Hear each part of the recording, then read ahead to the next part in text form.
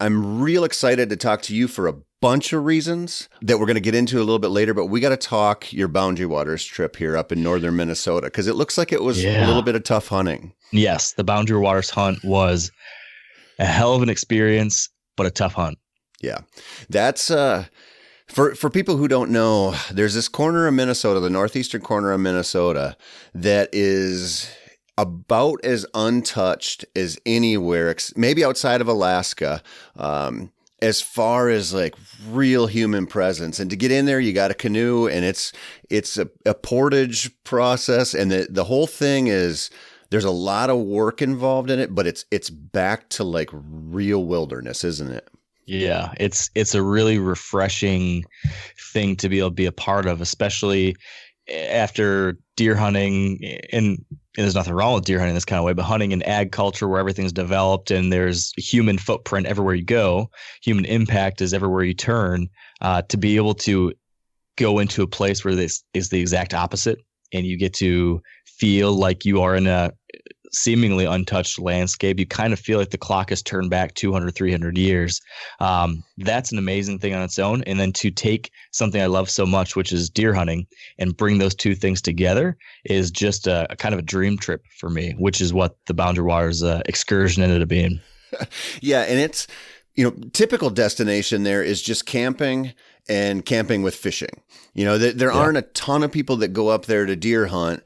And, the reasons are pretty obvious if you've been up there. The population density. I can tell you the reasons now. Yeah. The population density is, one deer per 14 square miles or something. And like there's nothing, you think you're going to go off like maybe a burn or, some islands that are connected or some kind of terrain feature, but the density is so low and you're not dealing with a destination food source in anything remotely comparable to the, like what we accept as the definition. So it's like, it's like a pure form of hunting deer, like you said, because, we get used to sitting over food plots, or even, if you go hunt public land all over, you're still keying off of food sources on that public or food sources on the private that are man-made and totally not what we would have had a couple hundred years ago. You go up to the Boundary Waters, it's just like, well, here you go.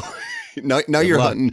Yeah. And it's a rough one. So what did you learn, man? Like, what did you take away from the deer up there and the deer hunting experience? Well, I would tell you that it was kind of what I expected, which was very, very low deer densities. I had low expectations from a deer hunting standpoint. So I was going into it thinking I will take a shot at any legal deer I can get a shot at. That being said, I thought I'd get a shot at a legal deer of some kind. I didn't see a single deer the entire trip, not one. As a group, we saw two total, and the only two deer that were seen were by the two guys that were in the canoe ahead of me as we paddled our two canoes around to kind of scout and fish an area, and ended up having two does that were drinking down at the lake's edge, and they spooked off, and we beached our canoes and tried to make a move on them, and it didn't happen. But I went into it kind of like you said, trying to identify some kind of feature that we could work with. So we'd spoken with a handful of experienced guys that have spent a lot of time up there, and they had said that if you're going to key off of anything, the oak ridges might be worth keying in on. There's certain areas where there's a bunch of oaks on these little ridges, and they're going to feed on those and hang out. So we'd picked a zone where there supposedly were some spots like that. And my game plan was to go in there and try to basically scout, and work edges of some kind around those food sources until you came on something that was worth sitting over. And so I just basically took long, very slow walks and never came upon the things we were really hoping to find. We did find a few scrapes, a few rubs, but it was interesting. 100% all of the sign we saw of deer was within about 100 to 150 yards of our campsite. The original campsite where we set up our base camp, it kind of was a little bit unlucky because we set up here, we decided like this is where our base camp is going to be, and then we will make excursions every day out from here. We could go to various other lakes, we could portage to other zones. It was a good central location. And so we set up our Taj Mahal of a wall tent and stove and that whole 9 yards, and we started walking around and getting wood and looking for grouse. And then we started turning up all this deer sign right there. And I'm sure whatever deer were in the area, we blew out pretty quickly. There must have been a couple deer. There was a buck. At least one buck was in that area. But we very quickly established our human presence, not realizing that that'd be the only rub, the only scrape, the only almost deer tracks we saw within miles. I mean, I did several mile walks most days exploring, and just didn't come on anything. I thought, I don't claim to be a professional big woods hunter. That's not the area I had the most experience in. But I was looking for edge, like inside edges within different cover types within the woods, looking if there's any kind of terrain feature that might funnel deer movement to some degree. But I think the biggest thing is that in a situation like that, those things probably would work. Right? Trying to find some type of terrain feature is a tactic that does work in big wood settings. Trying to find edges of different cover types in a big wood setting between maybe old mature timber and younger timber, that's something that can work. But when your deer density is so low, like you said, there's one deer over a square mile or 2 square miles or something. You just have to be enormously lucky to pick the right funnel or the right feature and to have that one deer happen to come through. And it just didn't happen for us.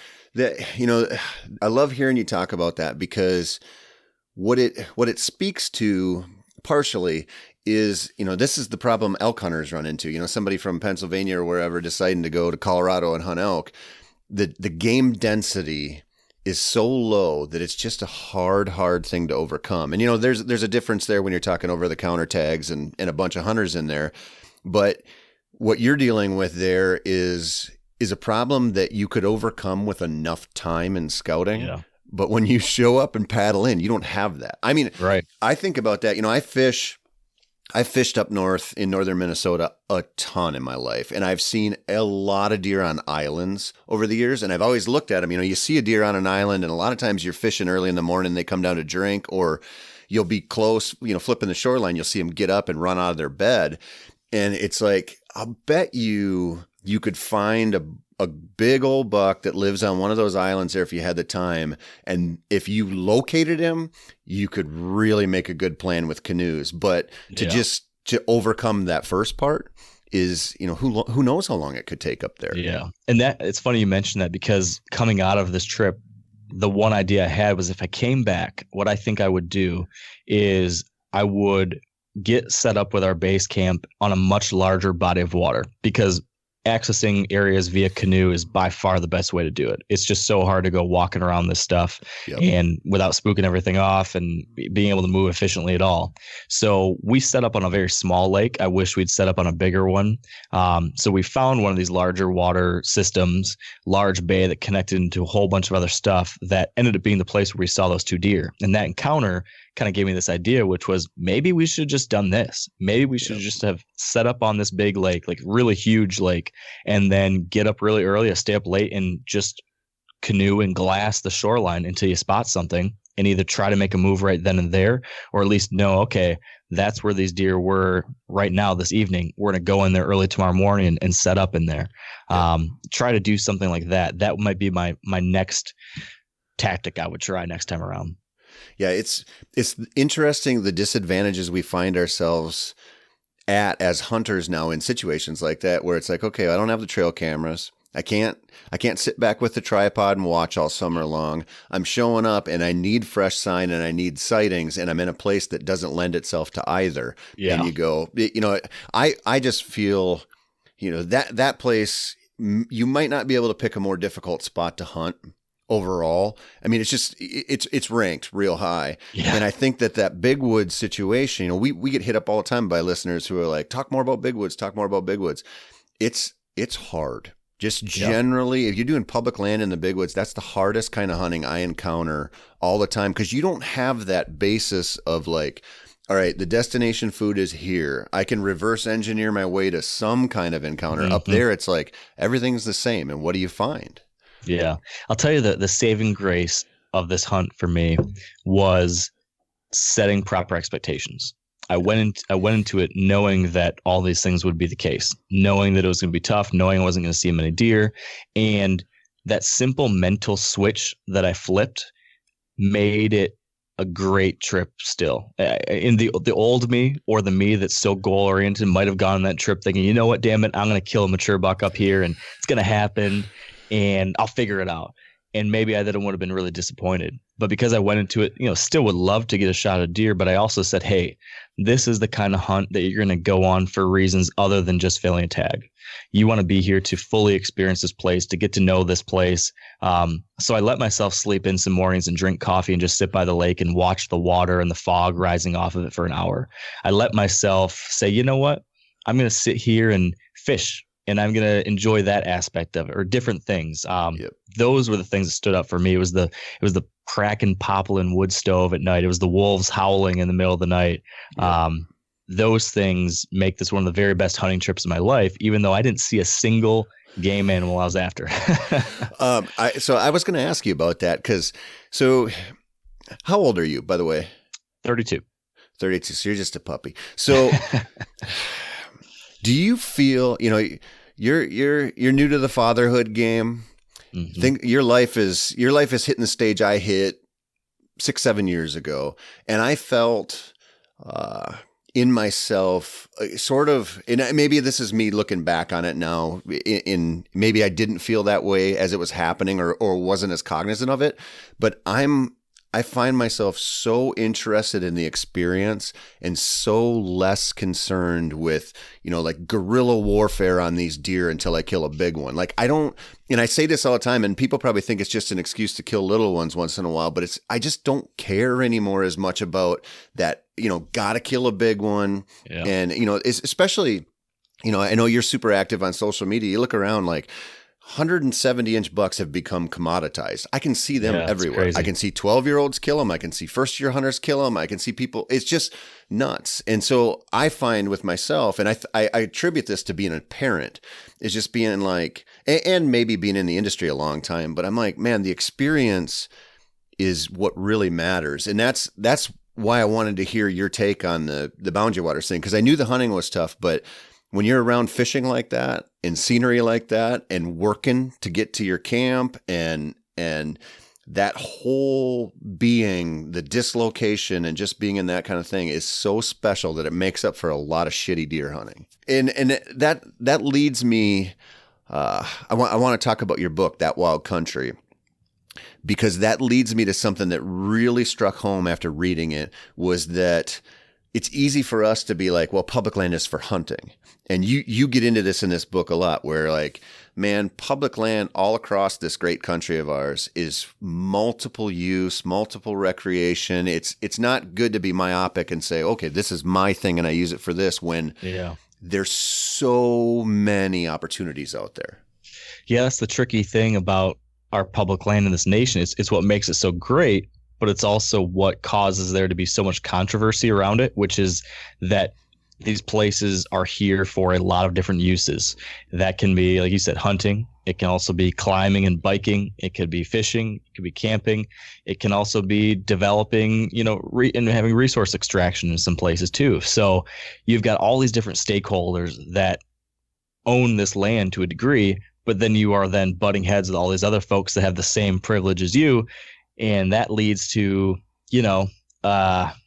a messy kind of family Thanksgiving dinner atmosphere for 150 years.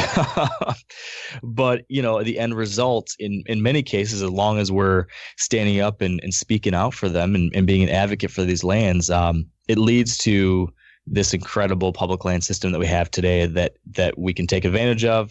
We can, our nation's able to make it relatively profitable, keep them around enough that we can then enjoy them as recreationists, and then wildlife and clean air and clean water can all be byproducts of what we have. It's an incredible system that's not all that common across the world. We're really lucky to have what we have here in America. Yeah, very uncommon.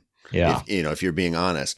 And when I'm going through that book, what it reminds me of is, we as hunters, we look at deer management and deer hunting through like the scope of our experience, so whether that's, hunting on the family farm, or, it's deer camp in northern Michigan, for the rifle season, however we've been exposed to it, we look at it and we go, that's deer hunting. So when you ask those people, like, what do you think should be done about deer management, or how is the DNR handling this? That's just the default scope.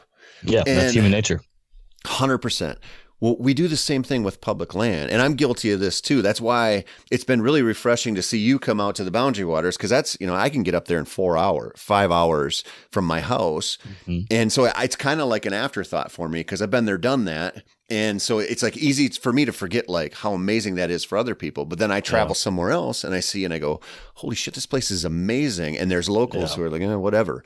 Right. We look at public land the same way, like public hunting land, where it's, how often do you talk to somebody who's like, yeah, you don't want to go to Nebraska. The public land is overrun with hunters. Then you go to Nebraska and you're like, wait a minute, this place is amazing. Great. Yeah. But we have this it's all relative. Of course it is. And I'm just like starting to think like maybe the best message, because we all know now we need this public land. Like if you're fighting against public land, you suck. Like stop. Like we need this because we need access. Like it's one of the keys for us to be sticking around and for your little boy to keep hunting and my little girls to keep hunting.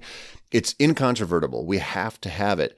But instead of thinking about it like the public land down the road from my house or the public land that I rifle hunt 2 weekends a year, this is a broad, tremendously important resource we have across this country. That's not only, the 40 down the road, but the millions of acres out west and the Adirondacks and all of this. And it's a resource we have to think about as something that's like that. That's a hill worth dying on. We need that. Yeah, and I think one of the big, I don't know if it was a lesson that I learned, but at least had reinforced, was the fact that, and I think many people fall prey to this, it's that I've been taking it for granted for a whole long time. And a lot of people take these places for granted. They are not guaranteed. They are not locked in. They are not immune from destruction, from sale, from transfer, from a lot of different things, because they are in a constant state of flux. There is this game of tug of war going on within our nation, constantly pushing and pulling, involving many of these places that we go to, whether it's camping, hiking, hunting, fishing, whatever it is. And if our end of the rope isn't getting a whole lot of people yanking really hard and making a ruckus, there's a whole lot of money and other people that will rip it real hard in the other direction very quickly. And over the course of the last 150 some years, we've seen this rope get tugged far to the left, far to the right, all these different sides, when one side or another gets that momentum and that boost. And we just need to make sure that these places have advocates, that the Boundary Waters have advocates, that Yellowstone National Park has advocates, that the state land down the road from you has advocates, that the Bob Marshall Wilderness has advocates, because if we don't speak up for these places, nobody will. Yep.